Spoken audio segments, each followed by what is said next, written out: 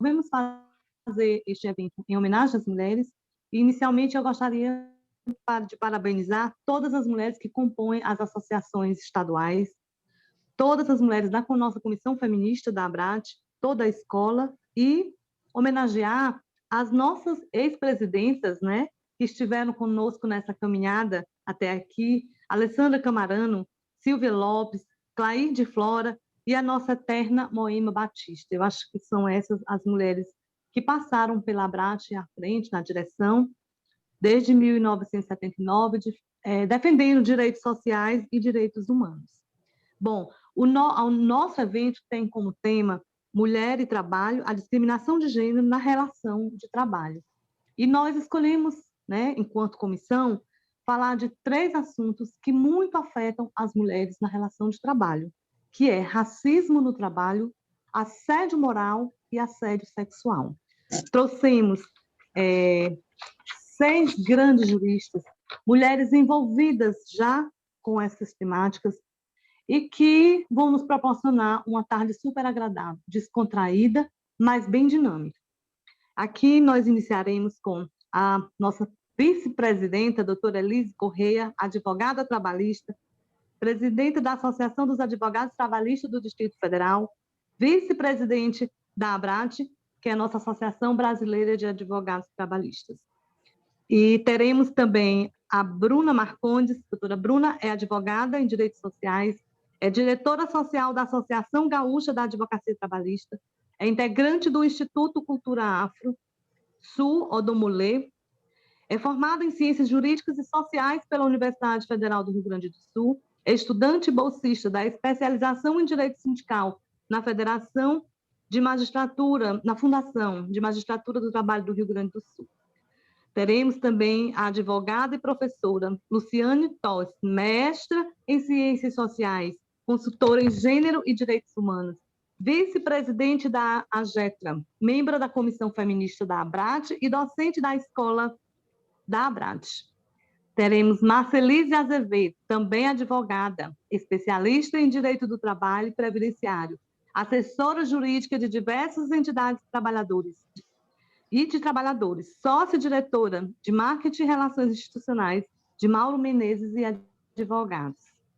Teremos a Mariana Dutra, também advogada, especialista em Direito e Processo do Trabalho pela PUC Rio Grande do Sul, conselheira do MATI e coordenadora regional no Rio Grande do Sul, conselheira da AGETRA e membro da Comissão Feminista da ABRAT.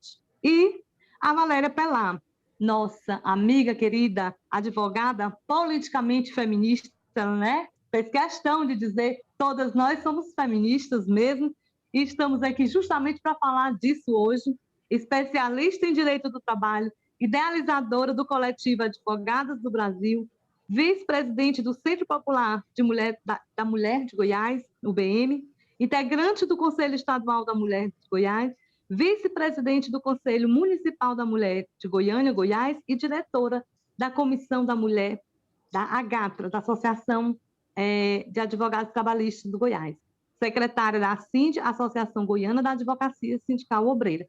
Eu acho que o tempo vai ser curtíssimo para tantas mulheres maravilhosas falando e de temas tão intrigantes, tão instigantes e valorosos para todas nós. Então, agora eu passo a palavra para a doutora Elise Correia. Primeiro tema, que a doutora Elise e a doutora Bruna irão discorrer, trata do racismo no trabalho. E nós tentamos fazer um evento dinâmico, onde as pessoas possam interagir, enviar perguntas, trouxemos casos da vida real para a gente discutir com a doutrina, com a jurisprudência e com a própria lei, do que tem, o que a gente tem na nossa realidade nas relações trabalhistas e na justiça trabalhista hoje. Esse caso que essas 2 advogadas vão discutir foi relativo a uma empregada que foi constrangida a retirar as tranças do cabelo, né? E a empresa, por obrigar a empregada a fazer isso, foi condenada a uma indenização de R$30 mil. Então, com a palavra, doutora Elise.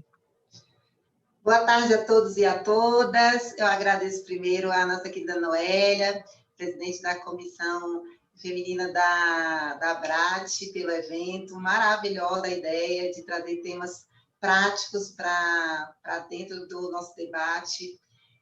Eu preciso também agradecer ao meu presidente estatal, Otávio Cospita, que está aqui nos assistindo, a nossa professora Carla Patrícia, que também está aqui. Gente, é tanta gente querida que está aqui que é difícil até narrar todos e todas, né? Eu preciso dar um beijo na Silvia Lorena, né, que ela está aqui me cobrando, a Thaís Riedel, enfim, é muita gente querida que está aqui junto com a gente, fora o pessoal do Face, que eu realmente não estou conseguindo acompanhar aqui agora no momento.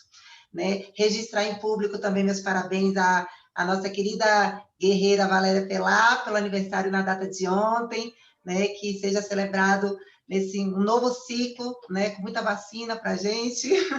Enfim, eu não vou me alongar porque o nosso tempo é curto, né? E vou até já cronometrar aqui para a gente eu não passar o tempo, porque a matéria que você me passou, Noélia, é muito interessante. Eu vou começar falando, eu e a Bruna, a gente dividiu o nosso assunto, e então, assim, eu vou começar, vou trazer o caso em si, trazer algumas particularidades da legislação, e a Bruna vai concluir colocando a questão do racismo estrutural, né? Então, vamos lá. Esse caso, ele foi bem interessante, a Noélia ter me posto, eu até o desconhecia, apesar de depois ter visto a repercussão que ele causou no país, né? Foi um caso bem emblemático do processo, né, para quem depois quiser tomar conhecimento, é o processo 00-104-33, dígito 49, 2020, da terceira região, da 0165. Enfim, é um caso que a reclamante ela entrou com uma ação trabalhista pedindo 3 pedidos. Determinação das reclamadas para que ela retirasse suas tranças, dispensa discriminatória em razão da recusa em proceder à mudança de visual e exposição a que a empregadora teria submetido a demandante ao relatar, segundo a reclamada, o tratamento capilar que teria custeado para a trabalhadora. Trata-se de uma reclamante contra 2 reclamadas. A primeira reclamada é um centro de estética e a segunda reclamada é uma coach. E o caso, assim, ele foi muito peculiar, porque a reclamante negra, ela apareceu depois das férias com tranças, né, no cabelo. E a reclamada disse que ela não poderia, naquele ambiente formal, aparecer com as tranças. Foi levada para a coach, que é a segunda reclamada, e a coach disse que não fazia parte do dress code da empresa, que ela deveria fazer a retirada dessas tranças, né? Para aparecer no ambiente formal, que era o ambiente da empresa. E a reclamante se negou a fazer a retirada das tranças. 5 dias depois, ela foi desligada da empresa, né? O juiz, ele fez uma sentença muito interessante e fez com um histórico sociológico bem bacana, e ele proferiu, em 7 de outubro de 2020, uma indenização por danos morais no importe de R$30 mil, por considerar que a reclamante foi tratada de forma preconceituosa e depois dispensada de forma discriminatória pela primeira reclamada, a clínica, em razão de racismo institucional, bem como afronta à identidade visual da trabalhadora. Essa foi uma sentença prolatada pelo juiz do trabalho substituto Henrique Macedo de Oliveira. Já agora, no dia 27 de janeiro, né, desse ano, a 9ª turma do TRT da terceira região acolheu o recurso ordinário da empresa reclamada e reformou a sentença para dizer que a reclamante ela foi dispensada em razão da necessidade de redução de pessoal para poder arcar com os compromissos financeiros. Logo, a empregadora apenas exerceu seu direito potestativo de dispensa sem justa causa da reclamante e afastou a discriminação que tinha sido decretada na primeira instância, né? E agora o processo, em 4 de março, ele foi interposto recurso de revista pela parte reclamante para, enfim, tentar a reforma do julgado, né? Fato é, né, que em que pese essa questão da subjúdice, o que eu achei bastante interessante do caso é que foi a questão das tranças afros, né? Se ela se constitui e devem ser como ambiente formal ou ambiente informal, né? Então, assim, As tranças afro, elas estão se constituindo em relevante símbolo de ancestralidade para grande parte das mulheres negras e compõem um conjunto de recursos estéticos utilizados há muito tempo, mas que atualmente tendem a repercutir de forma muito significativa na afirmação da imagem dessas mulheres e no processo de reconstrução da sua autoestima. Dessa constatação, deflui o indiscutível valor histórico e cultural dos cabelos trançados à moda africana, sem prejuízo do significado individual. Como se vê, uma análise sociológica do tema trazida ao conhecimento da Justiça do Trabalho de Minas Gerais, e que o juiz afastou a validade da alegação das reclamadas, no sentido de que o uso das tranças seria incompatível com a formalidade do ambiente de trabalho. Ele alegou, né, ele fundou em sua decisão que o tratamento dado ao tema pela empregadora parte de um raciocínio reducionista e que carrega uma visão muito distorcida da nossa sociedade, tão plural quanto complexa em sua identidade. A conduta da primeira reclamada, assim, contribuiu para um processo de silenciamento e invisibilidade dos signos que se articulam em torno da afirmação da pessoa negra, com o qual o Poder Judiciário, cujo papel contramajoritário desafia uma resposta firme em busca de concretização dos direitos fundamentais em sua conformação mais ampla, não pode compactuar, né? Isso foi muito interessante, porque isso chamou, o juiz chamou de racismo institucional, que, embora comum, tem sua verificação muitas vezes dificultada em decorrência de um discurso antirracista absolutamente incompatível com a prática. Assim, o acesso à permanência ou ascensão da pessoa negra nas instituições públicas ou privadas são, não raro, mais penosos do que para o indivíduo branco, sem que tal circunstância seja explicitamente demonstrada. Parece-me que a situação no caso concreto, ela foi muito reveladora da prática, porque a reclamada negou conduta preconceituosa, afirmou em diversas passagens da defesa o seu bom relacionamento com a autora, tendo, inclusive, apresentado várias postagens em redes sociais que explicitariam a excelente convivência com a demandante, mas quando afrontada pela identidade visual da trabalhadora, que decidiu valer-se de um recurso estético que reforçava a sua identidade negra, a empregadora entendeu que a imagem da demandante não mais se adequava ao ambiente organizacional e dispensou-a imediatamente, né? Nisso, o que a gente pode colocar é que há várias legislações a favor da igualdade de gênero e de raça. Estamos abarcados por muitas. A questão é, a gente tem essa aplicabilidade, ela é aplicável, ela tem sido aplicada, né? Vamos lá, né? A Declaração Universal dos Direitos Humanos, que foi instituída após a Segunda Grande Guerra Mundial, em 1948, trouxe a primeira igualdade de gênero e raça, né? Depois disso, veio a Convenção número 100, de 1951, que o nome completo é Convenção Referente à Igualdade de Remuneração entre Homens e Mulheres Trabalhadores para Trabalho de Igual Valor, pela OIT. Ela entrou em vigor em 1953. E já depois veio a Convenção 111, de 1958, da OIT, que também fala sobre a eliminação de todas as formas de discriminação racial. Já nos Estados Unidos, em 1964, foi promulgado o Ato dos Direitos Civis, que extinguiu formalmente a segregação racial. Depois, em 1978, os Estados Unidos também decidiram que as ações afirmativas com recorte racial, como as cotas, são constitucionais. Já no Brasil, também a gente já vem tratando dessa questão racial há algum tempo. Desde 1950, a Lei Afonso Arinos tornou contravenção a prática de discriminação racial. Em 88, como não poderia ser diferente, a Constituição Cidadã trouxe as disposições mais relevantes sobre o tema, propondo a igualdade de gênero e que a prática do racismo deve ser considerado crime por toda a sociedade, sujeito à pena de prisão, inafiançável e imprescritível. Em 89, o Congresso aprovou a proposta de deputado do Luiz Alberto Caó, que passou a ser conhecida como Lei Caó, e ela explicitou os crimes de racismo. Já em 90, né, foi aprovada a Lei 8.801 de 90, que explicita os crimes praticados pelos meios de comunicação ou por publicação de qualquer natureza e as penas aplicáveis aos atos discriminatórios de preconceito de raça, cor, religião, etnia ou procedência nacional. né, para atualizar a Lei CAO e a legislação subsequente sobre o assunto, em 97, o então deputado Paulo Paim propôs e o Congresso aprovou a Lei 9.459 de 97. Então, a gente vê o quê? Que não nos falta legislação que nos abarque e penalize condutas racistas e misóginas.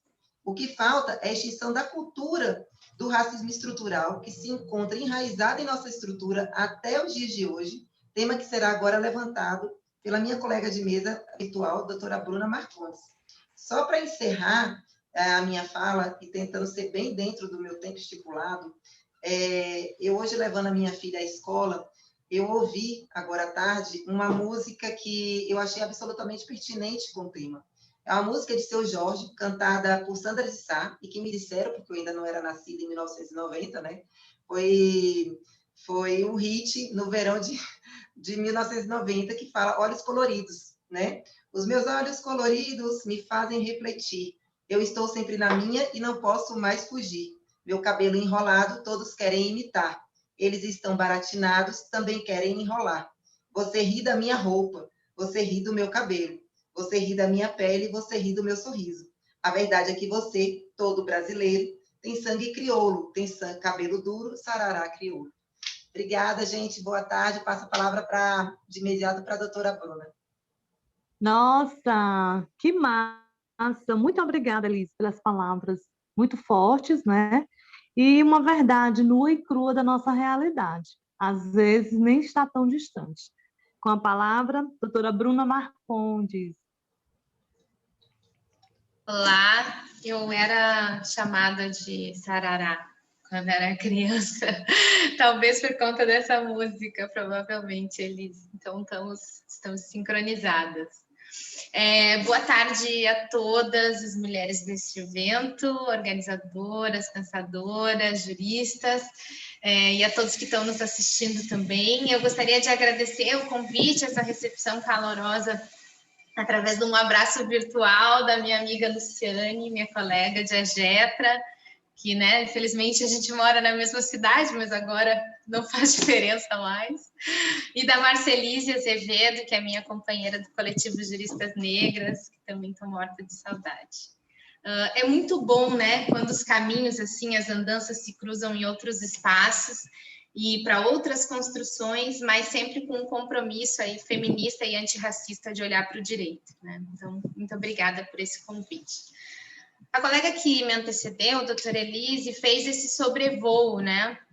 Sobre a natureza do caso, os marcos normativos, sobre a discriminação racial no trabalho. Então, graças a ela e essa qualidade da contribuição que ela trouxe, eu vou poder fazer uma ousadia aqui, um convite para vocês, para trazer uma outra abordagem, né? Nesses 10 minutos. E aí, ó, já deveria estar contando cronometrado, mas espera aí que agora vai. Pronto, para a gente ser aí rigorosa no tempo e respeitar, né, também a atenção de todos. A minha intenção é falar sobre racismo institucional, como já antecipou aí a doutora Elise. Para isso, eu pretendo abordar rapidamente esse conceito sobre o racismo institucional e trazer alguns exemplos e reflexões sobre como que ele acontece no mundo do trabalho, tá? Por fim, eu quero trazer ali algumas provocações sobre a atuação sindical coletiva nesse âmbito. Bom, o racismo institucional é um sistema de desigualdade baseado na racialização, por marcadores de etnia e cor de pele, que acontece nas instituições. E aqui instituições como uma forma de definir órgãos públicos, corporações, empresas, universidades, enfim, grandes empresas ou pequenas, não importa. O racismo institucional ocorre numa dimensão da representatividade, ou seja, quantas pessoas negras e aonde elas estão naquela instituição, ou seja, se elas são médicas ou pacientes, faxineiras ou gerentes, ou mesmo se elas sequer estão naquele espaço, né? Que é uma discussão que outrora acontecia na universidade, né? Se sequer as pessoas negras existem ali. Mas, além dessa dimensão da representatividade, tem uma dimensão de acesso. Acesso a recursos, bens, serviços. E, assim, em resumo, seria um tratamento diferenciado, baseado na raça e na cor. E aqui eu quero já sublinhar a cor, né? Eu singularizo e estresso essa palavra cor como um marcador essencial dessa prática. Usando máximas assim da luta antirracista, né? O racismo anti-negritude, o racismo anti-preto. Daqui a pouco a gente eu vou voltar, vou retomar esse ponto, né? Essa questão. Pela característica do racismo institucional, não pessoal, ele é chamado às vezes de suave, genérico, impessoal, como uma tentativa de definir esse caráter meio difuso, né? Ou, mais precisamente, a não vinculação do racismo institucional com um sujeito agressor e uma vítima determinada. Embora a gente deva problematizar, né, isso, porque o racismo nunca vai ser suave, ela realmente dá uma ideia de que o racismo institucional ele não precisa de um agressor e de uma vítima para acontecer. Justamente essa característica do racismo institucional que muitas vezes impede o seu reconhecimento por pessoas brancas, né? Então, aqui também quero tocar minha colinha aqui, minha gente, para não perder nenhum minuto desses 10 minutos. E aqui podemos pensar numa ideia do racismo à brasileira, tão estudado por intelectuais como Luísa Bairros e Beatriz Nascimento, né? Que inclusive estudam questões raciais no mundo do trabalho.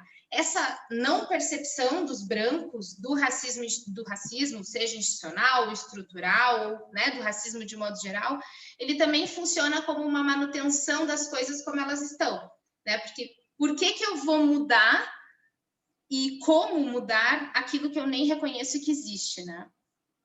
Enfim, são debates importantes também para a gente pensar a questão do racismo e que a gente também, dependendo da abertura e do como a gente caminhar, eu estou à disposição para a gente conversar mais sobre isso também no chat e nos debates. Bom, mas é no bojo do racismo institucional que acontece coisas como a diferença salarial entre negros e brancos, né? Só para a gente aterrar isso com um exemplo, na média salarial, notícia que saiu agora no 8 de março, para cada R$1 ganho por um homem, uma mulher negra faz 43 centavos.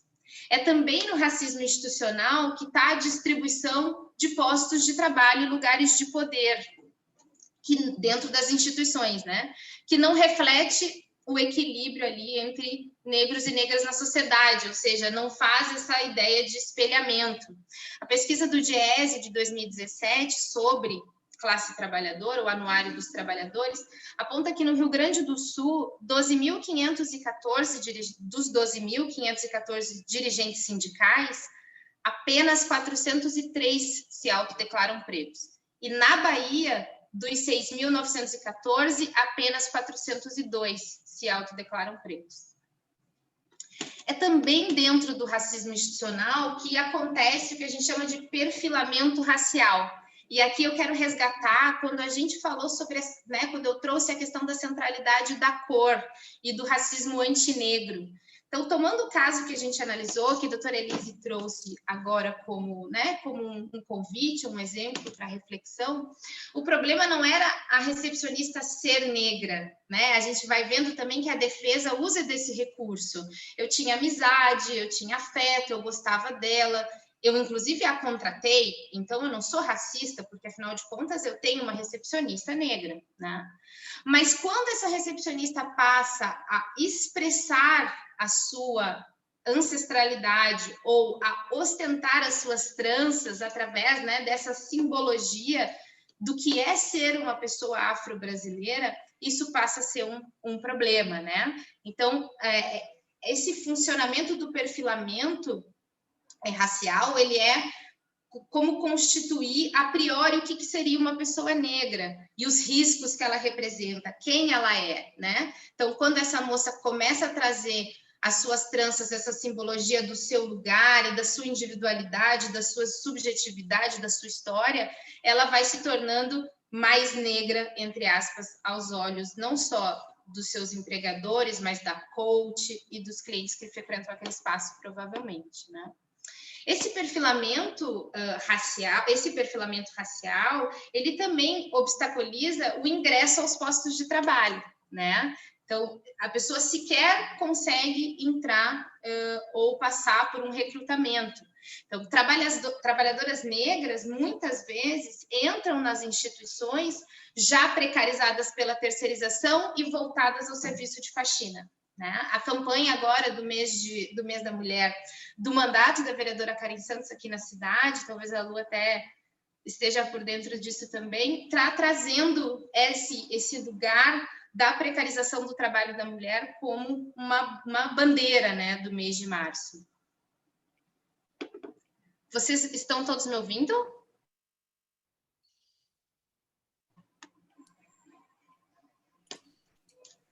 Estão me ouvindo? Sim. Tá. Sim, minha conexão, gente, por alguma razão, problemas do home office, né? Tá bem, Bruni, tá bem também no Face, tá saindo bem o som.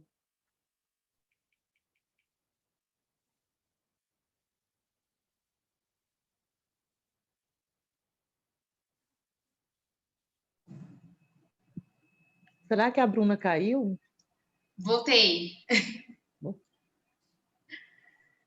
Estão me ouvindo? Tá tudo bem? Ok, então tá. Bom, então, né, essa questão do perfilamento como um obstáculo até para o ingresso no mercado de trabalho, né? De que a porta de entrada para mulheres negras no mercado de trabalho, via de regra, são os trabalhos mais precários, a terceirização, o serviço da faxina.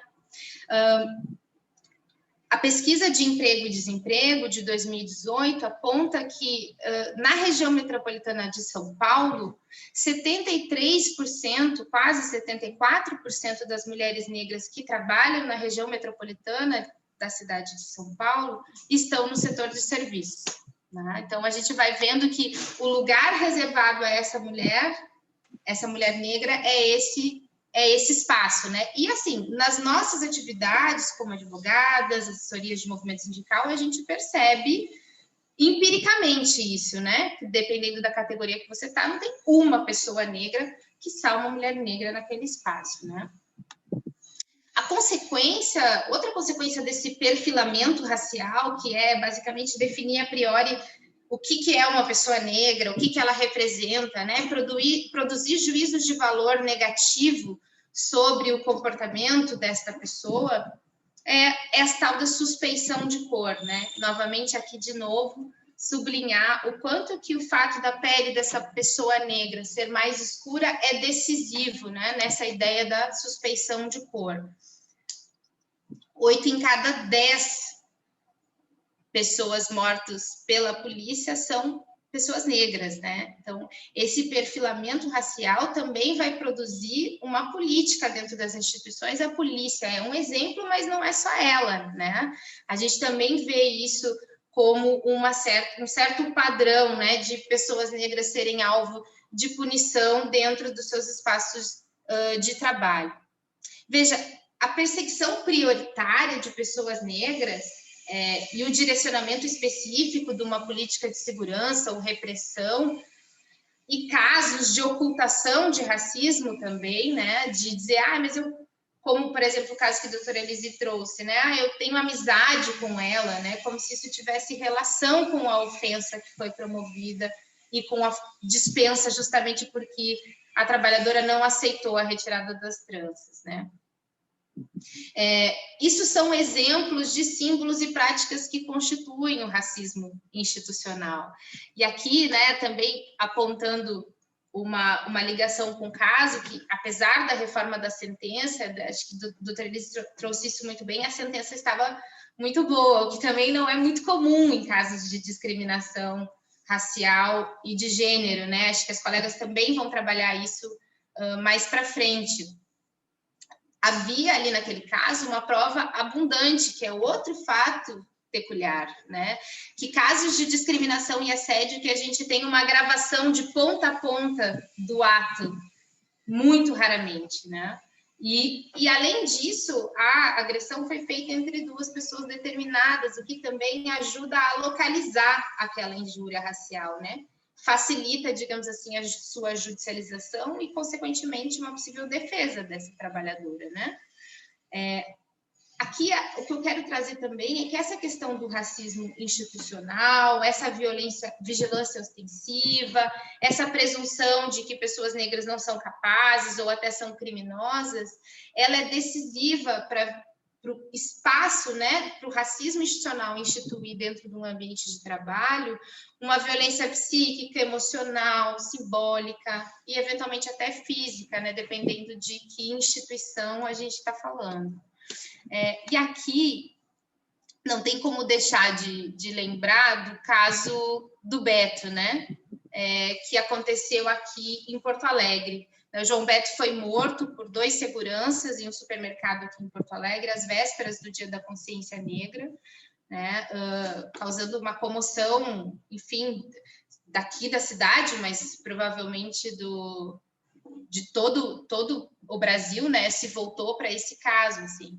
E nós temos muito falo nós, porque, né, a minha caminhada não é sozinha, é muita gente construindo reflexão sobre isso, mas há uma relação direta entre essa violência extensiva e a presunção de criminalidade e a desimportância que vidas negras têm, né? O questionamento que a gente tem feito aqui é: esses seguranças não tiraram, assim, não, hoje eu vou agredir alguém até a morte, né?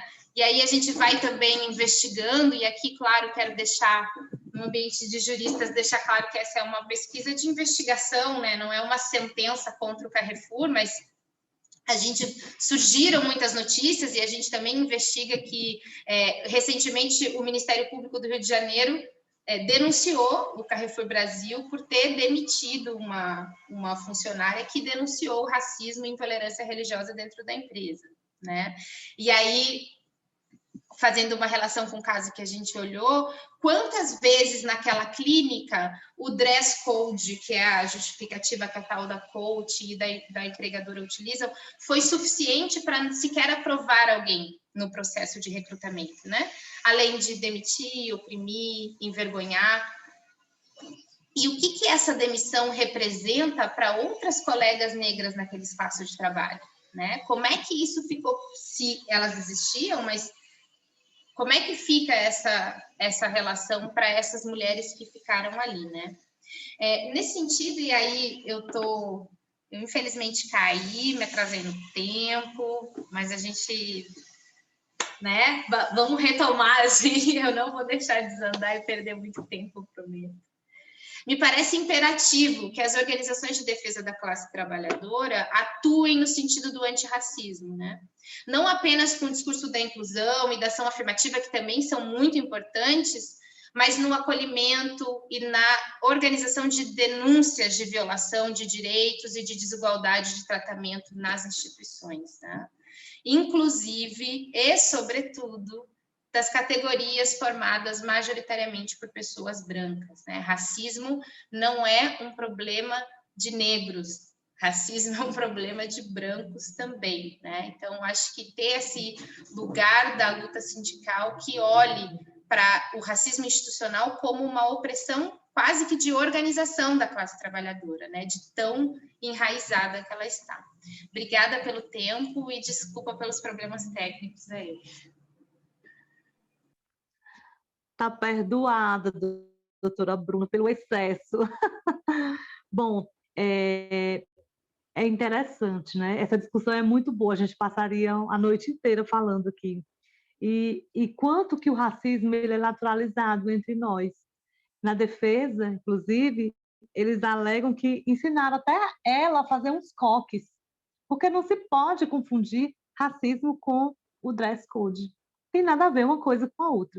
E apesar de ser uma sentença interessante, o valor ainda é insignificante com relação ao dano causado e à medida de combate mesmo a esse tipo de conduta. Então, assim, realmente é preciso muita sensibilidade em quem vai julgar para saber diferenciar realmente isso e desmontar esse sistema, né? Essa estrutura que tem na sociedade. E outra coisa interessante também que a gente pode verificar é que houve a reparação, o dano extrapatrimonial, mas não houve nenhuma obrigação de fazer, tipo a empresa reeducar os seus empregados ou ajudá-los a reconhecer o que é o racismo, né? Então, muito obrigada, Luciane, e muito obrigada, Elise e Bruna. Agora, com a palavra, a Noélia, doutora só fazendo, Luciane e ô, a... Noélia, só fazendo a interrupção, mas só lembrando que o tribunal reformou para 5.000, tá?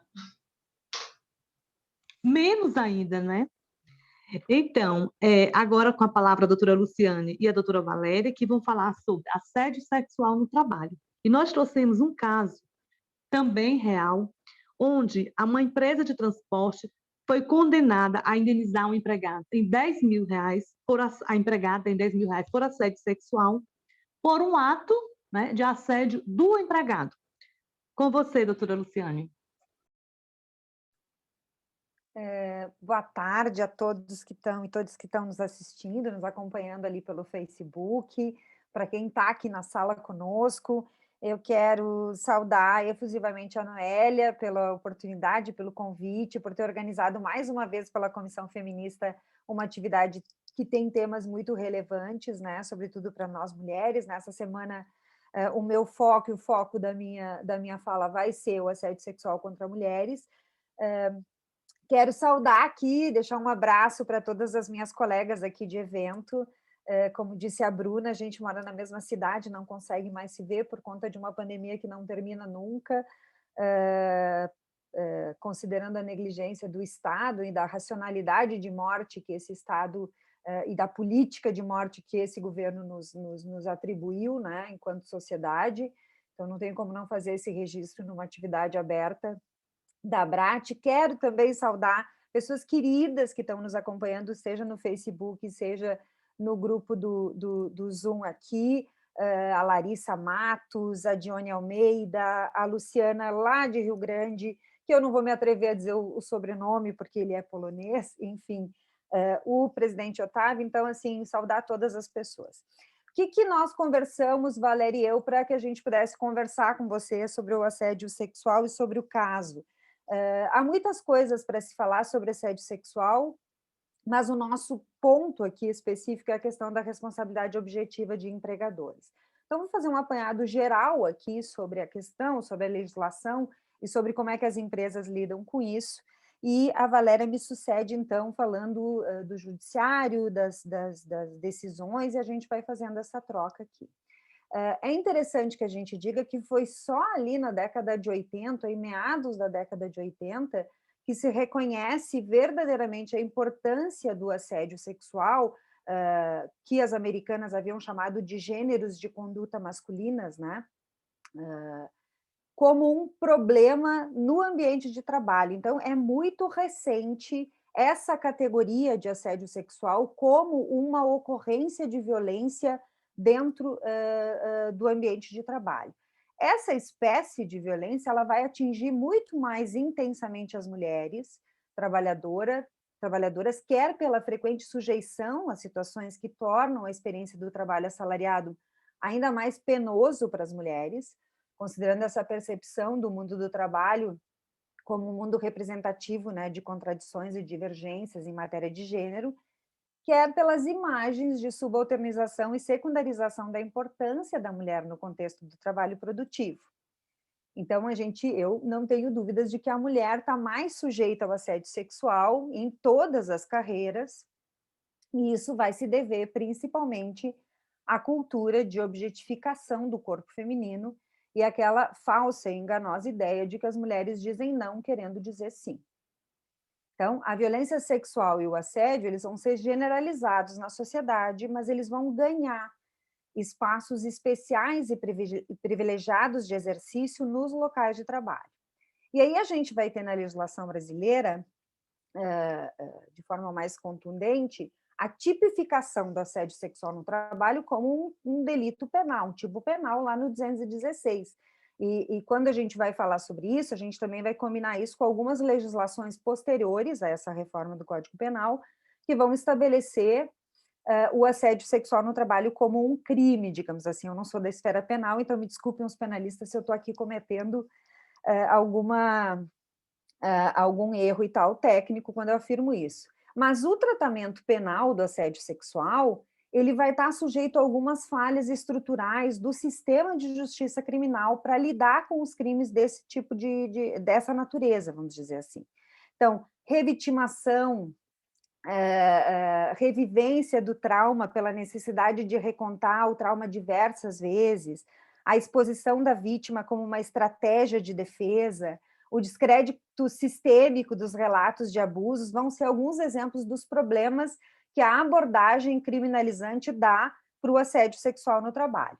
E a relevância desse assunto, do assédio como uma violência reconhecida, ela surge fortemente na Constituição de 88, quando a gente começa a trabalhar o status jurídico de igualdade de gênero das mulheres, começa a tratar e popularizar entre o sistema de justiça as noções de personalidade e de dignidade, e aí aqueles comportamentos que antes eram tidos como naturais nos locais de trabalho, eles começam a ser tratados como agressões e violações, mesmo que de forma acanhada, porque no direito do trabalho a gente passou muitos anos lidando com a questão do assédio sexual baseado no artigo 482 e 483 da CLT, né? Então, hoje a gente trata a questão do assédio sexual para muito além daquilo que se propunha a CLT como conduta abusiva ou como ato lesivo à honra e à boa fama das pessoas.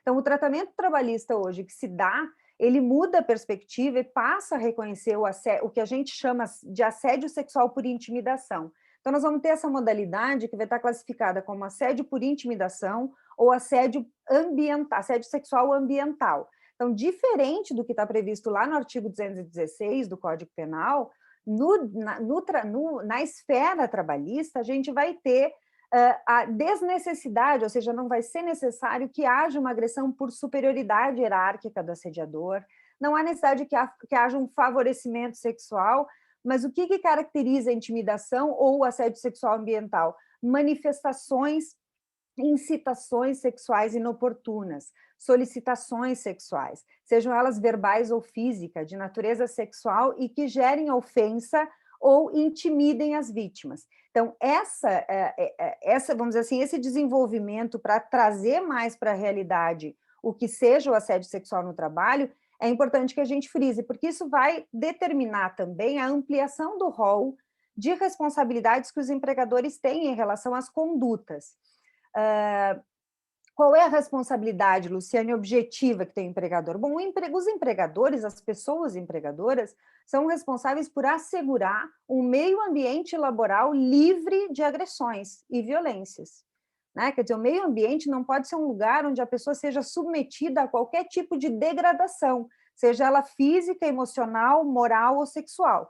Então, a responsabilidade objetiva parte daí. Enquanto no direito penal a punição, digamos assim, para o agressor é individual, ou seja, é o assediador que é punido, no direito do trabalho nós vamos ter a responsabilidade objetiva do empregador como uma, vamos dizer assim, a orientação geral da punição. Então, todos os empregadores são responsáveis pelo que acontece no seu meio ambiente de trabalho. E aí, o que acontece com as empresas e as instituições? Elas têm que promover, dentro do ambiente de trabalho, contextos que facilitem tanto a denúncia e a possibilidade de recomposição daquele ambiente de trabalho para as mulheres, quanto o reconhecimento extensivo e categórico das formas de manifestação do assédio sexual, que vai poder acontecer por meio de comportamentos inapropriados, por microagressões, por estímulos, por manutenção de ambientes laborais tóxicos, né? Violências que são tipicamente cometidas contra as mulheres e que vão ser estendidas para dentro do ambiente, e aí entender que quando há esse tipo de ocorrência dentro do local do trabalho, a gente está lidando com ambientes de trabalho sistematicamente problemáticos. E aí é necessário que as pessoas que empregam entendam a necessidade, a possibilidade de existência de que esses comportamentos não sejam isolados, né? Esses comportamentos podem ser estruturais e levar a outros casos. Então, não se pode em nenhum momento abrir mão do reconhecimento formal dos problemas e das pessoas afetadas, além da distribuição adequada da responsabilidade, né? Quer dizer, a gente falava antes das indenizações, dos valores das indenizações, mas aqui também nos assédios sexuais é pífia a condenação pecuniária dos assédios para recompor ou tentar recompor os danos morais sofridos pelas vítimas, né? Então, as mulheres que são vítimas, elas geralmente buscam não só a punição do agressor, mas elas também querem o restabelecimento de uma vida livre de violência e da possibilidade de trabalhar sem ser submetidas a constrangimentos morais e sexuais pelos seus chefes. Eu vi que o meu tempo já está extrapolando, né, Noélia? Então, para terminar, eu quero me somar aqui à Bruna e vou finalizar dizendo o seguinte, que a questão da violência de gênero e a violência contra a mulher não é também, digamos assim, dá conta do movimento sindical e das lutas das pessoas trabalhadoras. Isso não tem relação só com a mulher. Ambientes onde o assédio sexual é praticado são ambientes tóxicos, e esses ambientes tóxicos são construídos a partir de culturas e estereótipos prévios a eles, né? Então, eu quero me somar aqui ao fato de que novas linguagens para as lutas das pessoas trabalhadoras devem incluir as questões antirracistas, mas também antipatriarcais e antimachistas. Obrigada. Obrigada, Luciane. Tem muitos comentários, gente, muitos comentários. O professor Otávio acabou de dizer, Luciane, o artigo 932 do Código Civil prevê no inciso 3 que o empregador é responsável pelos atos dos seus empregados. A Verusca diz assim, o que dizer de um juiz trabalhista que fala em culpa concorrente no caso de assédio sexual no ambiente de trabalho? Nossa, tem muitas mensagens, né? Elogiando a Bruna, a doutora Elise, falando, o doutor Newton, né? Corrêa está aqui, viu, Elise? Ele colocou que, quando estava ainda na fala anterior, dizendo, minhas tranças são minha coroa, nunca diga que está tentando criar coragem de fazer um dia no carnaval, pois minha história não é fantasia. Uma frase de Juliana Henrique. Bom, tem muitas mensagens, muitas mesmo. Mas agora eu passo a palavra para minha querida Valéria Pelar. Com você.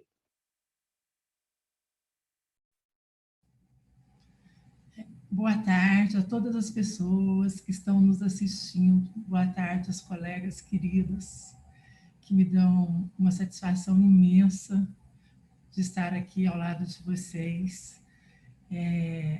Eu me desdobrei para estar aqui hoje e valeu a pena, porque eu aprendi muito. Eu, assim, acho que são ações como essa, hoje, que eu estou vivenciando hoje, Noélia, que permite a reflexão sobre a nossa condição, sobre a situação trabalhista e a forma como questões tão relevantes e sensíveis estão sendo tratadas aqui. Desde já eu queria te parabenizar, já fica o convite para você vir fazer parte da comissão, tá? Você e todas, eu vou ir aqui de público para vocês virem se somar a nós da Comissão de Direitos, de Defesa dos Direitos das Mulheres, aqui da Associação Goiana dos Advogados Trabalhistas, da AGATRA, certo? Como o tempo já está curto e que todas as pessoas já foram saudadas aqui, eu vou complementar a fala da doutora Luciane Toss, respondendo a pergunta da Verusca. Ela pergunta se pode. O caso que você nos passou, Noélia, de assédio sexual, é um processo que corre em segredo de justiça, então a gente não teve acesso a muitos dados. Mas a gente observa que, na primeira instância, a empregada teve que entrar com uma rescisão indireta, porque ela não conseguiu ficar no ambiente de trabalho. Ela não só foi a vítima, ela sofreu a agressão, porque ela sofreu a violência sexual, ela teve que sair do trabalho porque ela estava abalada, a empresa pediu para que ela retornasse sob pena de abandono de emprego, então ela teve que entrar com a rescisão indireta porque ela não tinha condições de voltar ao trabalho, ela tinha um atestado que falava isso, então ela não teve apoio, ela não teve acolhimento e ainda teve que abrir mão do seu trabalho. E a indenização moral foi R$10.000. E o agressor, eu não sei se ele permaneceu na empresa ou não. O tribunal achou que não ficou comprovada a culpa, certo? Que a empresa não tinha essa culpa, que a culpa não estava demonstrada. Teve que ir para o Tribunal Superior do Trabalho, para que o Tribunal Superior do Trabalho restabelecesse essa sentença, que, ao meu ver, sabe, não é uma sentença que restaurativa, que restaure na íntegra os danos sofridos pela trabalhadora. E, em razão disso, quando a Verusca pergunta se pode um juiz achar que a culpa é concorrente, que a empregada achou concorrente, eu estava fazendo uma pesquisa no Tribunal da 4ª Região e eu achei muito interessante e vale a pena fazer uma pesquisa nas decisões do Tribunal da 4ª Região, e essa decisão que você nos passou é oriunda da 4ª Região, foi por isso que eu fui pesquisar lá. Eu achei uma decisão que eu vou compartilhar com vocês, porque vale a pena, vale muito a pena, e eu vou me ater a ela. O número da decisão é um recurso ordinário, né? É um recurso de uma ação trabalhista ordinária, então é ROT 00-207-20, dígito 41, de 2018, né? Da 4ª Região, e o número da vara é 0027. A decisão é da 8ª turma, e o nome do relator é o desembargador Marcelo José Ferlin D'Ambroso. Esse julgamento é de 24 de agosto de 2020 e foi publicado dia 1 de setembro de 2020, ou seja, é uma decisão relativamente nova.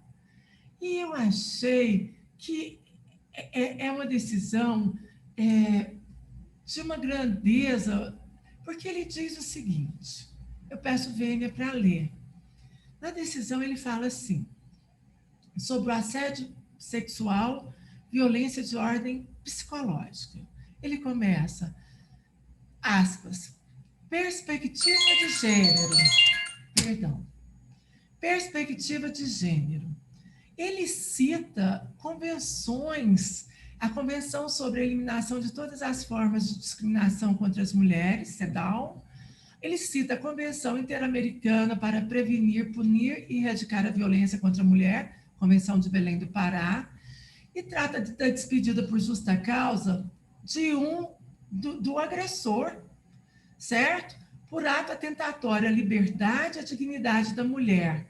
E ele mantém a dispensa do agressor, porque, observando o contexto fático e jurídico que autoriza a aplicação da medida, o que eu achei mais interessante, que ele fala o seguinte, da posição privilegiada dos homens como sujeitos de direito no contexto de uma sociedade patriarcal que impõe a análise da questão sob uma perspectiva de gênero. O desembargador analisa o assédio sexual sob a perspectiva de gênero, e ao analisar isso, ele faz a inversão do ônus da prova. Eu achei, assim, genial, assim, justa, humana. Ele fala, discriminação invisibilizada da mulher, proveniente não apenas do conteúdo legislativo formal, mas da estrutura cultural da sociedade que perpetua a exclusão da mulher no sistema de justiça. E aqui, para analisar a manutenção da decisão, ele cita a Lei Maria da Penha. Ele diz, apesar da dispensa do empregado por justa causa ser medida extrema, que macula a vida profissional do trabalhador, razão pela qual exige prova robusta por parte do empregador, a quem incumbe o ônus probatório, os valores que subjazem a questão em apreciação, correspondentes aos direitos humanos das mulheres contra todas as formas de discriminação e violência, demandam contextualização distinta do caso. A perspectiva de gênero, nas hipóteses de discriminação contra a mulher ou violência implica na inversão do ônus probatório, fazendo com que o agressor tenha de provar que a diferença de tratamento com a mulher se encontra justificada. E aí ele fala: a preservação do direito ao trabalho do autor, convivendo no ambiente laboral com a vítima, neste caso, vulneraria o direito desta à preservação da sua dignidade, como também de outras mulheres, que estaria aviltada tão somente com a presença do agressor no trabalho. É o caso da aplicação extensiva, analógica da Lei 11.340 de 2006, a Lei Maria da Penha, para afastamento do agressor do local do convívio com a vítima, conduta que reveste de gravidade suficiente para o término motivado da relação de trabalho.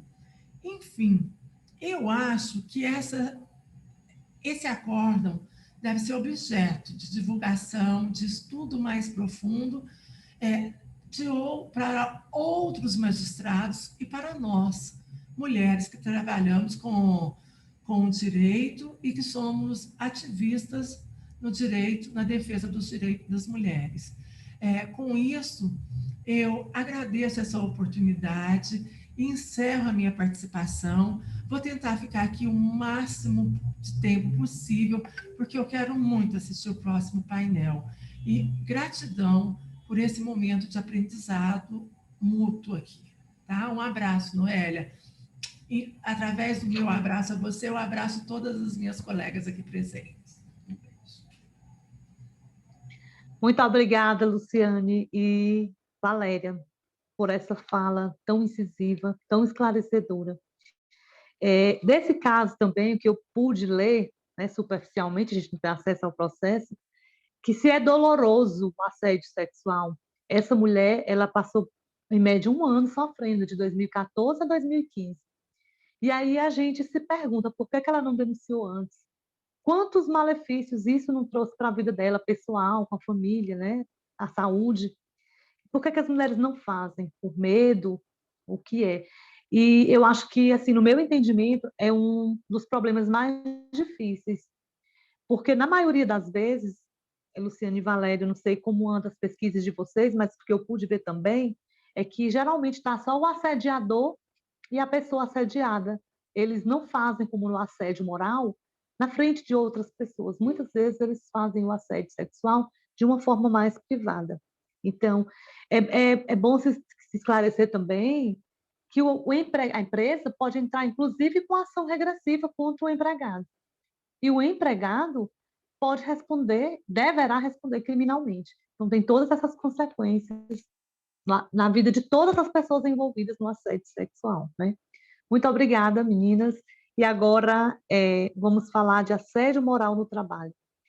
Trouxemos aqui para a discussão um caso onde uma empresa do Paraná, um caso real, onde uma empresa do Paraná foi condenada a dano moral coletivo por discriminar todas as mulheres no ambiente de trabalho. Essa condenação foi de R$10.000 para cada mulher.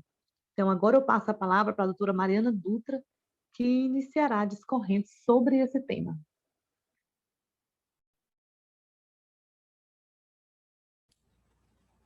Boa tarde a todas e todos. Noélia, antes eu queria referir só, tem uma dúvida do Facebook, que eu não sei se a gente deixa, que é do painel esse da Luciane e da Valéria. Eu não sei se a gente deixa para o final. Ou se Mariana, já... acabei de responder lá as 2 perguntas, a do Perfeito. Otávio e a da Karine. Perfeito, ótimo. Então tá. Bom, retomando, boa tarde a todas e todos. Bom, obrigada, Noélia.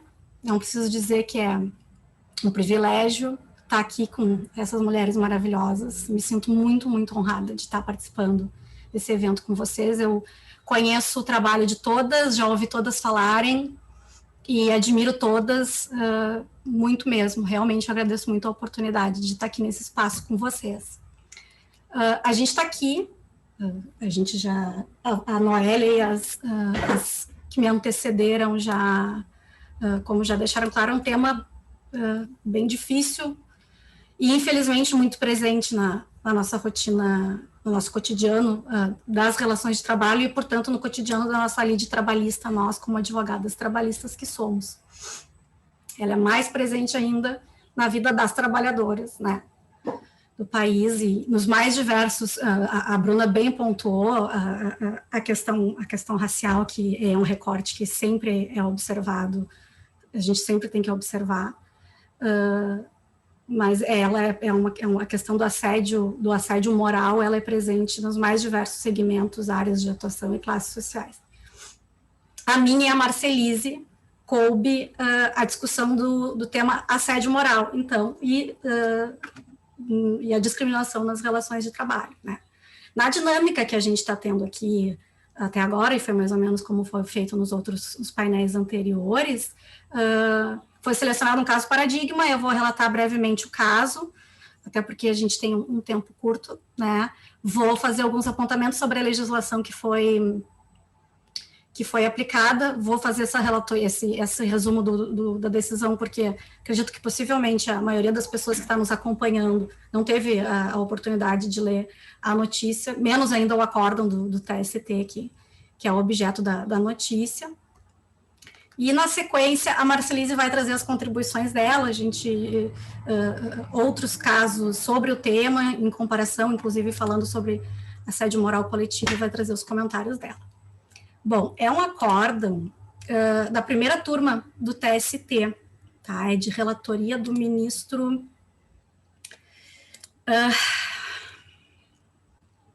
de outubro de 2017, isso é uma coisa importante para pontuar, já que eu vou falar da legislação, é de relatoria do ministro Lélio Bentes Correia. E aqui é importante a gente pontuar, a notícia é de 2017, tá? O acórdão foi julgado, foi publicado em outubro de 2017. Então, tanto os fatos quanto o julgamento ocorreu antes da vigência da Lei 13.467, né? Reforma trabalhista. E que trouxe, né, pretensamente aí um regramento específico para as relações de trabalho no que tange ao dano extrapatrimonial, em que pese toda a discussão jurídica que tem em torno da constitucionalidade dessas regras, mas não se abordou e não se utilizou o artigo ali 223A e seguintes da CLT, que foram inseridos pela Lei 13.467. É utilizado basicamente o regramento civil e a Constituição, tá? Esse acórdão do TST, ele restabeleceu a indenização que tinha sido deferida pela juíza em primeiro grau, a juíza da 12ª Vara de Curitiba, 12ª Vara do Trabalho de Curitiba, a doutora Sandra Mara Flugel Assad, tá? Ela tinha deferido uma indenização de R$10 mil para cada. São duas reclamantes, duas pessoas, duas mulheres no polo ativo, e em sentença magistrada, ela tinha reconhecido que os atos praticados pelo reclamado acarretaram lesão à dignidade das trabalhadoras, tá? E em função disso era devida a reparação pelo dano moral. A decisão foi revertida unanimemente pela 4ª turma do Tribunal Regional do Paraná, excluindo a condenação e julgando improcedente a ação, porque tinha outros pedidos que já haviam sido julgados improcedentes em sentença, e julgou totalmente improcedente a ação. O que foi o caso em si? A gente precisa entender o caso em si e o porquê, inclusive, que isso possibilitou essa discussão no TST, porque como a gente sabe que o TST ele não analisa matéria fática, e não é comum a gente ver um dano moral sendo discutido em recurso de revista, né? É mais dificultoso, é bem mais difícil tu conseguir levar essa discussão para o TST, tá? O fato em si, a questão toda é que o fato em si, em verdade, ele foi comprovado, tá? O que elas reclamantes elas narram?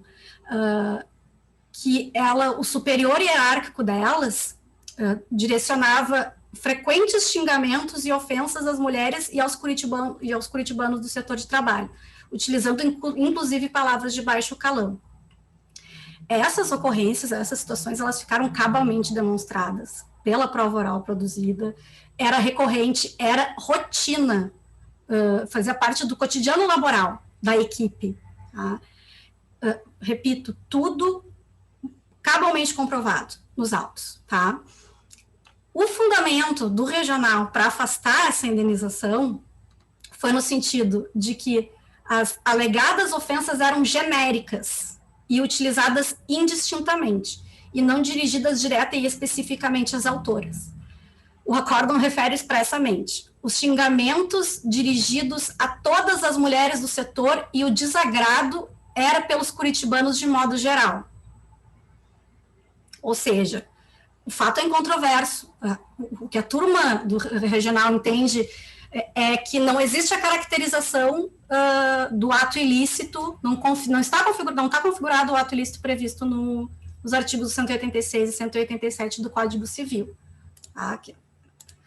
Eu não queria, a gente não pode passar do tempo, né? Mas o 186 é o que traz o conceito do ato ilícito e fala e refere expressamente que este ato, que o dano decorrente do ato ilícito pode ser exclusivamente moral, e o 187 também tem uma especial importância para a gente no direito do trabalho, porque é aquele que fala assim: também comete ato ilícito o titular de um direito que, ao exercê-lo, excede manifestamente os limites impostos pelo seu fim econômico ou social, pela boa-fé ou pelos bons costumes.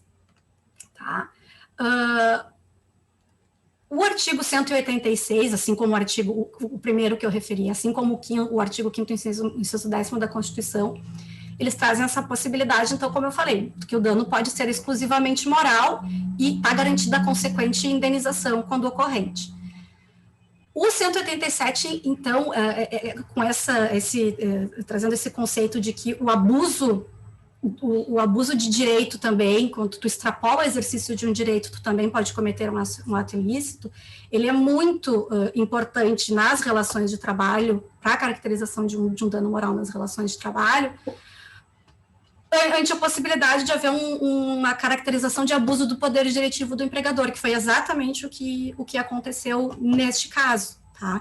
Foi o fundamento utilizado pela magistrada em sentença, de forma muito sucinta. A sentença dela é bem sucinta, bem breve, e mais desenvolvida no acórdão, tá?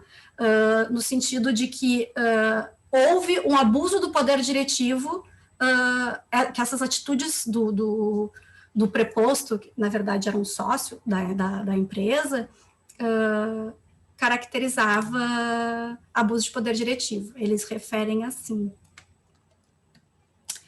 a ausência do cuidado objetivo na prática dos atos gerenciais evidencia, no caso concreto, uso doloso do poder diretivo da empresa, tornando evidente a culpa da empregadora.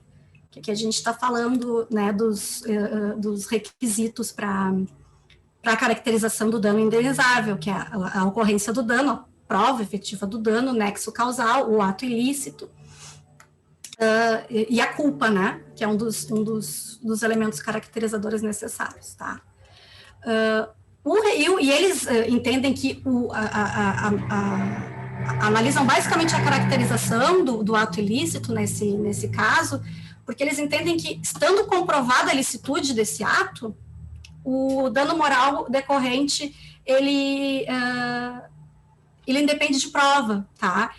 Eles referem que se trata de uma clara atitude discriminatória de gênero e regional, evidentemente, porque os xingamentos eram genéricos, não eram específicos para as reclamantes, mas eram xingamentos genéricos e recorrentes contra curitibanos e mulheres, né? Então, a Corte Superior entende que independe de comprovação objetiva do dano, até porque essa comprovação seria impossível no âmbito processual. Tá? Então, que na verdade está caracterizado um dano in re ipsa, como é chamado, um dano moral decorrente do próprio fato ou presumido. Né? O acórdão refere assim: constitui prática induvidosamente causadora de humilhação e constrangimento a cada um dos indivíduos que fazem parte do grupo discriminado, do qual fazem parte as obreiras, o que enseja reparação pelos danos morais sofridos. Tá? o que um dos ministros ainda refere é que o argumento utilizado pelo regional para afastar a indenização, ou seja, que era não era dirigido especificamente às reclamantes, na verdade torna o fato mais grave e não retira a ilicitude do ato. Elas ingressaram com ação, aí entra a questão da discussão da possibilidade de a questão da ocorrência do dano moral coletivo, que é o que eles referem. Na verdade, houve um dano moral coletivo a todos os trabalhadores, em que pese, nesse caso, a gente tenha no polo ativo apenas essas duas reclamantes. Mas o fato de não ter sido especificamente para elas não torna menos grave, pelo contrário, né? O acordo ainda utiliza acertadamente, eu acho que é algo que a gente tem que resgatar e utilizar mais, especialmente a gente na área dos direitos sociais, é o artigo 1º, inciso 3º e 5º da Constituição, que fala da dignidade da pessoa humana, né, um dos fundamentos do nosso Estado democrático de direito, e os valores sociais do trabalho e da livre iniciativa. Afronta a dignidade da pessoa humana, a magistrada já tinha referido, como eu falei, sucintamente, brevemente na sentença, e esse fundamento foi recuperado pelo TST e, felizmente, penso eu, resgatada aí a dignidade dessas trabalhadoras com essa decisão do TST. Bom, tentando me manter no tempo, já recebi aviso que eu estou extrapolei, eu acho. Eu vou passar, então, para a doutora Marcelise agora, trazer as contribuições e os comentários. Quero, de novo, agradecer muito pelo compartilhamento aqui de conhecimento e de inquietações, muito enriquecedor. Estou muito feliz de participar e contribuir. Obrigada a todas e todos. Uma boa tarde. Olá, gente. Obrigada, Mariana. E agora eu passo a palavra para a doutora Marcelise fazer suas considerações sobre esse tema, assédio moral no trabalho. Olá, boa noite às minhas companheiras aqui de painel. Uma alegria estar com todas vocês, que algumas conheço bastante, outras nem tanto, mas certamente, né, a gente tem aqui ideais e ideias em comum que nos unem, né, e que fazem dessa ocasião de estarmos aqui discutindo um tema que é um tema jurídico, são temas jurídicos muito relevantes. Entre nós, mulheres, é uma oportunidade única e eu fico muito agradecida de estar aqui com vocês, agradeço o convite, e vamos lá, né, já está aqui rodando meu cronômetro, né. Bom, a gente combinou, eu e a Mariana, e eu tinha falado para ela que eu já estava fazendo um pouco dessa pesquisa, de verificar o que aconteceu com a jurisprudência do TST e de tribunais regionais depois dessa decisão. Essa decisão é uma decisão de 2017, então uma decisão que já tem 3, 4 anos, e aí então a gente resolveu pesquisar, e quando eu falo a gente, é a gente mesmo, porque eu contei nessa atividade com a ajuda da Ana Clara Balzac, minha colega advogada, que trabalha comigo lá no escritório, uma jovem e brilhante advogada, que tem muito interesse por esse tema. E nós fomos, então, pesquisar a jurisprudência tanto do TST quanto dos tribunais regionais sobre esse assunto, né? Então, muito bem, a gente evoluiu alguma coisa aconteceu, como a jurisprudência se consolidou, isso é muito importante, né? Especialmente para o nosso cotidiano, né? Para a gente poder dizer para um cliente que, olha, cliente, isso é possível, isso é viável, é assim que os tribunais estão vendo essas discussões e a gente vai por esse caminho. Bom, a primeira notícia que eu tenho para dar é o seguinte: não encontramos nenhum julgado que fale desse tipo de assédio, exatamente como está no julgado do ministro Hélio Bentes, que é o assédio moral coletivo. Procuramos, futucamos ali o TST, os regionais, não localizamos nada que nos remetesse à mesma discussão. A gente localizou, sim, muitas discussões em torno do assédio moral, né, de indenizações em razão do assédio moral. Isso nós localizamos muitas decisões. Mas também nessas decisões que localizamos, as notícias não são as melhores, tá? Do mesmo jeito que a gente tem uma decisão linda, que eu também localizei na minha pesquisa, como essa que a querida doutora Valéria Pelá nos trouxe, nós temos decisões que são, para dizer o mínimo, frustrantes. São decisões que fazem a gente ver como é necessário, premente, batalhar por essa discussão quanto pudermos, o mais que pudermos, para consolidarmos uma jurisprudência que faça sentido no mundo de hoje, no mundo que vivemos, e para os direitos que nós entendemos que são direitos das trabalhadoras, que são nossos direitos, né, os direitos das mulheres. O que a gente percebeu, e eu vou citar 2 julgados, mas eu queria só fazer um resumo, é que a gente tem uma subjetividade extrema da avaliação do que seja esse assédio moral e do que seja o dano, né? É uma avaliação por parte do magistrado, e quando falo magistrado, é porque realmente os julgados que eu encontrei são julgados de magistrados, né? Não são julgados de magistradas e magistrados, são de magistrados. Então, é uma subjetividade extrema na avaliação, que desconsidera a palavra da vítima. Apesar de tantos estudos doutrinários e de tanta jurisprudência, no sentido de que a palavra da vítima deve ser considerada, o que a vítima sente com relação àquela situação que ela vive deve ser considerado na decisão, o que a gente observa é que tem essa subjetividade extrema que, ao final, desconsidera a palavra da vítima. Outra coisa absolutamente clara nos julgados que localizamos é que a análise é feita sem uma perspectiva de gênero. Sem perspectiva de gênero alguma. A gente tem esse caso que a Valéria trouxe, que é realmente espetacular. Esse juiz é um juiz a ser estudado, não só a decisão dele, mas como ele próprio. Entender a formação dele, como ele chegou a esse grau de conhecimento sobre essa temática. Mas o que a gente observa, na maior parte das vezes, é uma análise da questão sem uma perspectiva de gênero, tá? Não se olha sobre esse ângulo de maneira nenhuma. E tem uma outra coisa muito importante, que é como se a gente não vivesse no mundo que a gente vive. Por quê? Porque não há o reconhecimento da discriminação invisível da mulher. Da discriminação que nós sentimos no nosso cotidiano, no nosso ambiente de trabalho, muitas vezes. Não só o conteúdo legislativo não ajuda nessa discussão, como, da mesma forma, não contribui essa nossa estrutura cultural, a estrutura da nossa sociedade, que não percebe muitas vezes, a não ser que seja uma mulher, a discriminação invisível que a mulher vive no seu cotidiano. Então, um dos casos que eu vou citar, eu vou tentar citar os 3 casos, mas um dos casos que eu vou citar é qual foi o principal fundamento para indeferir o dano moral que essa trabalhadora pede. É dizer que, como ela era uma alta executiva, em um ambiente muito competitivo, o que acontecia com ela, que era a única executiva nesse ambiente altamente competitivo, era simplesmente a competitividade natural do ambiente profissional.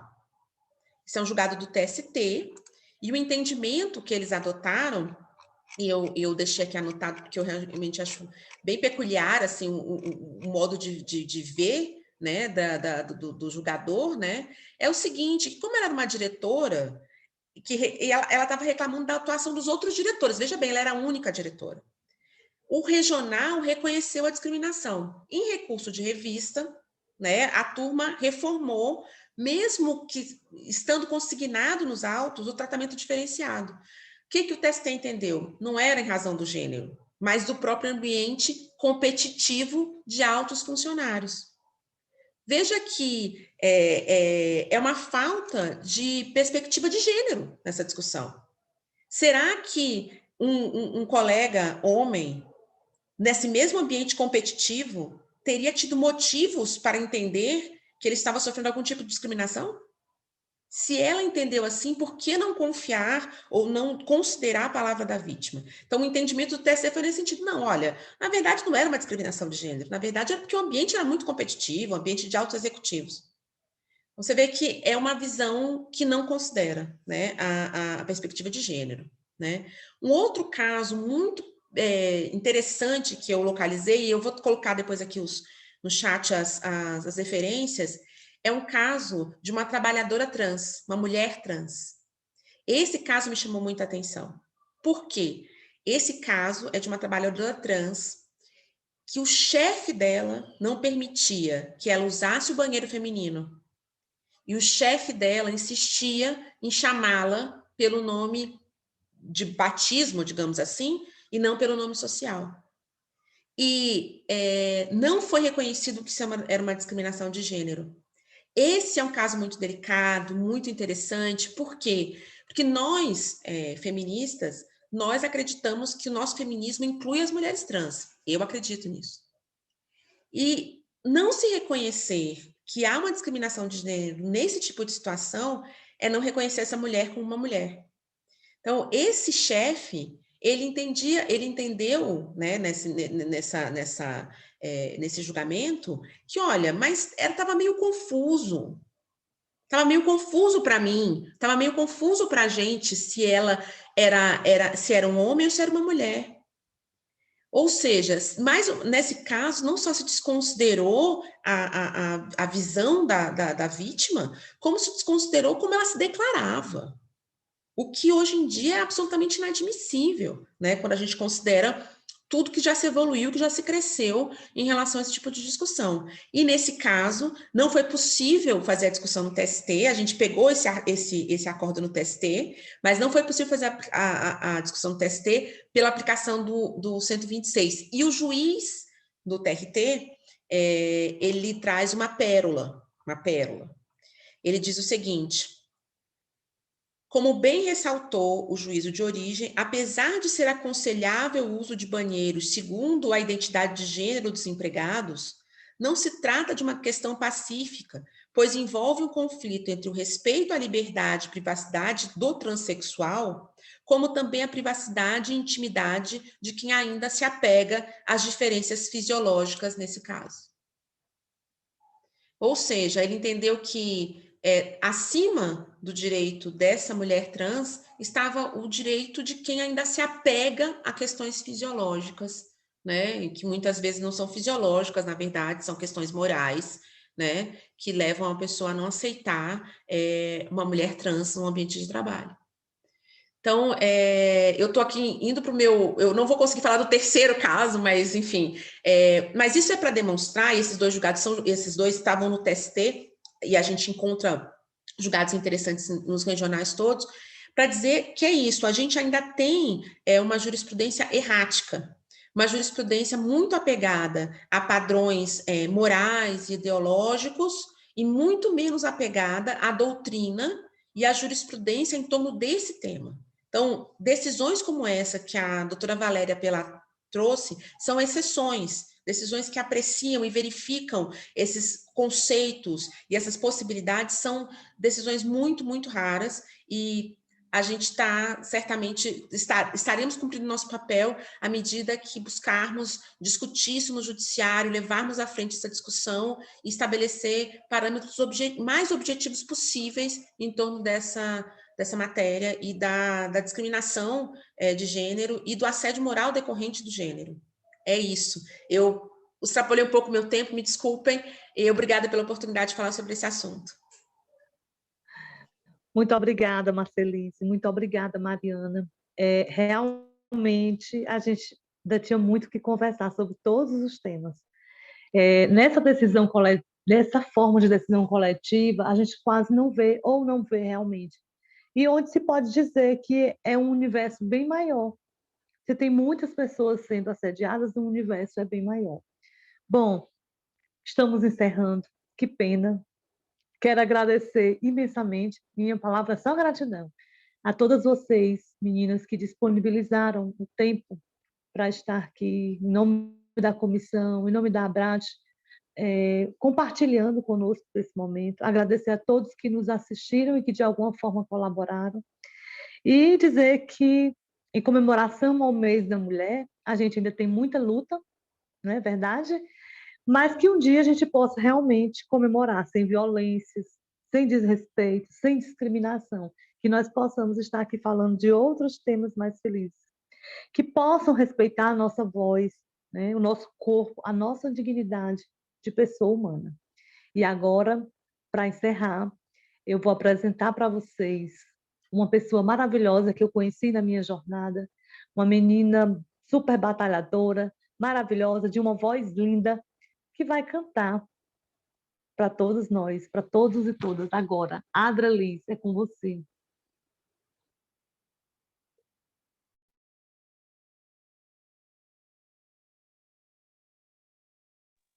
Vanessa, libera a Adra para a gente.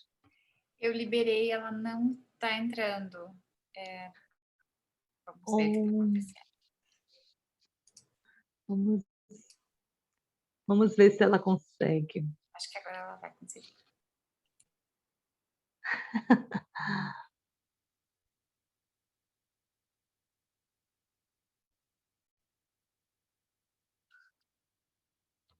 Acontece, né, nesses meios de comunicações virtuais. Oi? Oi. Estão me vendo, me ouvindo? Sim. Agora sim, né? Boa noite, meninas. Primeiro, agradecer pelo honroso convite e agradecer também pela discussão riquíssima que só vem agregar, com certeza, a todas nós. Belíssima iniciativa da Abrat. Obrigada, Noélia, mais uma vez, por mais um convite enriquecedor à minha vida, enfim, que continuemos todas nós lutando a nossa forma, vocês aí com direito, eu aqui com a nossa música, para que podemos ser cada dia mais mulheres mais empoderadas, mais donas de nós, mais detentoras dos nossos poderes.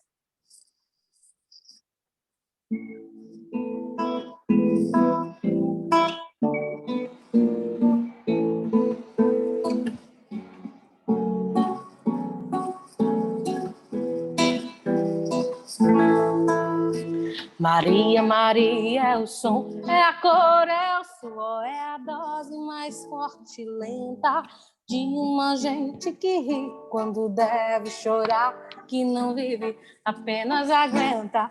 Maria, Maria é o dom, é a dose mais forte e lenta. Quem traz na pele essa marca possui a estranha mania de ter fé na vida. Mas é preciso ter força, é preciso ter raça, é preciso ter gana sempre.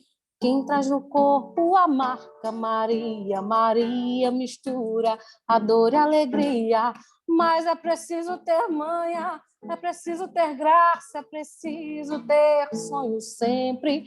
Quem traz na pele essa marca possui a estranha mania de ter fé na vida. Quem traz na pele essa marca possui a estranha mania de ter fé na vida.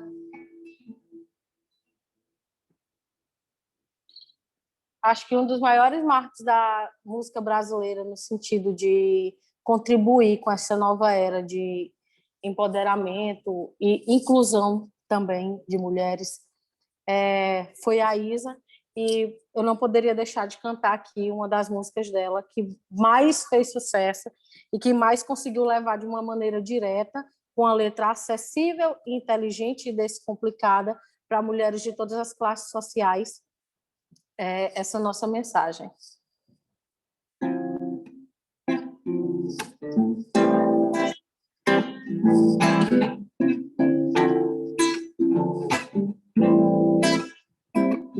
Já me perdi querendo me encontrar, já fui embora querendo não voltar. Sempre fiquei quieta, agora vou falar, porque a vida é louca, a vida é louca.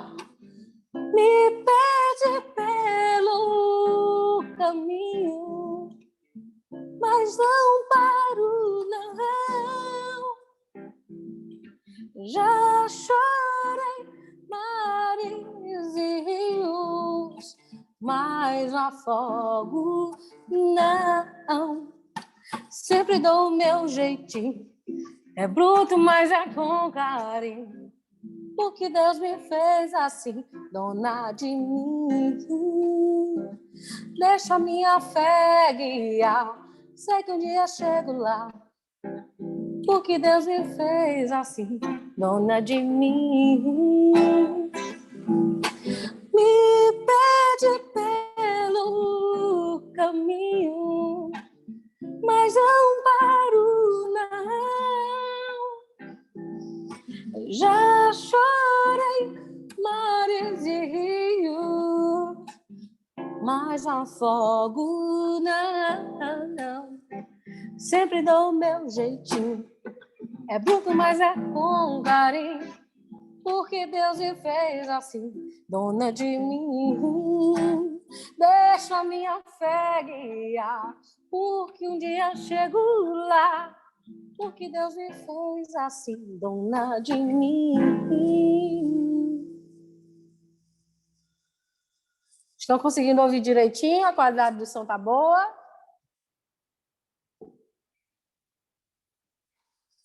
Então, para encerrar, para finalizar, eu acho que a gente ainda falta muito na nossa caminhada, mas eu acredito que todas as camadas e todas as classes sociais estão se movimentando em busca, de fato, de que a gente tenha cada dia mais ciência do que é, de fato, o conhecimento na mão de uma mulher, e do quanto ele pode ser libertador, e do quanto ele é necessário, uma vez que nós sofremos tanto, com tanta violência, com tanta submissão, ainda com um mercado de trabalho que, infelizmente, ainda não tem uma igualdade de gênero efetiva, e sim uma mera formalidade.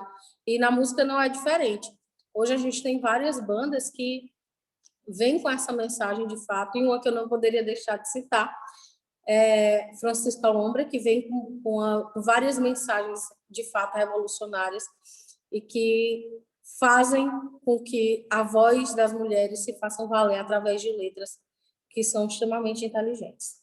Para finalizar, eu vou fazer uma música que eu acredito que, para mim, é um hino extremamente libertário, justamente porque eu acredito que nessa nova era a nossa função seja se descamar de todas as definições que ao longo de toda a vida nos foi imposta.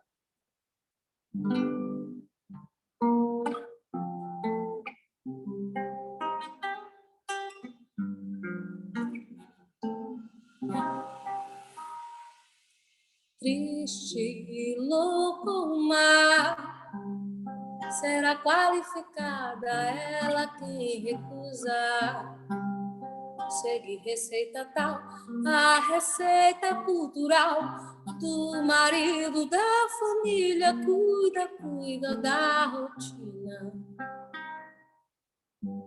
Só mesmo rejeitar bem conhecida receita, quem não sem dores aceita que tudo pode mudar, que um homem não te define, sua casa não te define, tua carne não te define, você é seu próprio lar. Que um homem não te define, sua casa não te define, tua carne não te define, você é o seu próprio lar.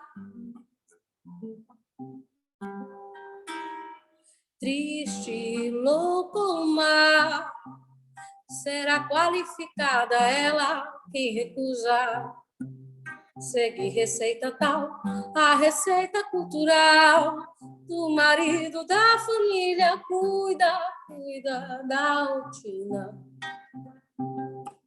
Só mesmo rejeita bem conhecida receita, quem não sem dores aceitar que tudo deve mudar, que um homem não me define, minha carne não me define, minha casa não me define, eu sou meu próprio lar. Que um homem não me define, minha carne não me define, minha casa não me define, eu sou meu próprio lar.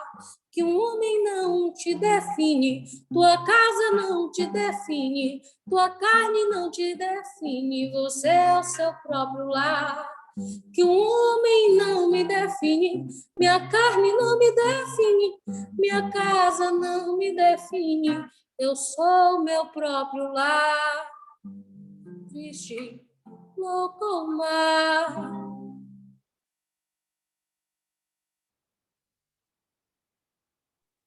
Adra, não tenho palavras para agradecer mais uma vez por você, né, continuar caminhando e segurando na minha mão e eu segurando na sua. Muito obrigada. Obrigada a todos. Obrigada, Brat. Obrigada, professor Otávio. Eu estou com um coração cheio de alegria. Obrigada, meninas. Tchau. Até o próximo encontro. Ah, obrigada. Linda, dá parabéns. Obrigada.